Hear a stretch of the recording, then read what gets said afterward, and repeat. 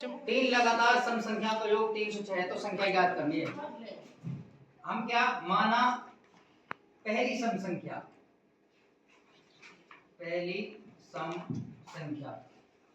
पहली हमारी सम संख्या हो गई x, दूसरी सम संख्या x प्लस 2 हो गई, तीसरी सम संख्या,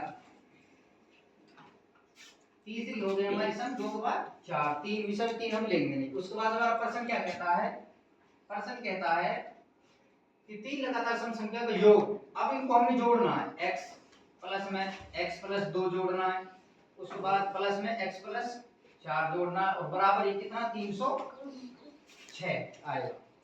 एक x यानी 3x हो गए, तो 3x जमा में 2 और 4 6 बराबर 306।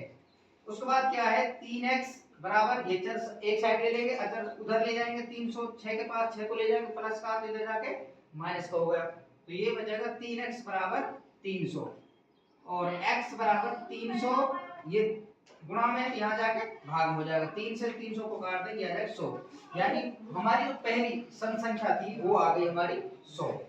पहली सम संख्या, पहली सम संख्या हमारी आ गई 100।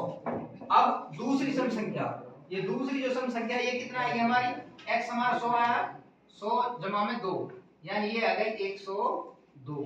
तीसरी हमारी क्या सम संख्या ये है, तो x बराबर हमारा 100 आया था प्लस में 4 यानी ये आ गया 4।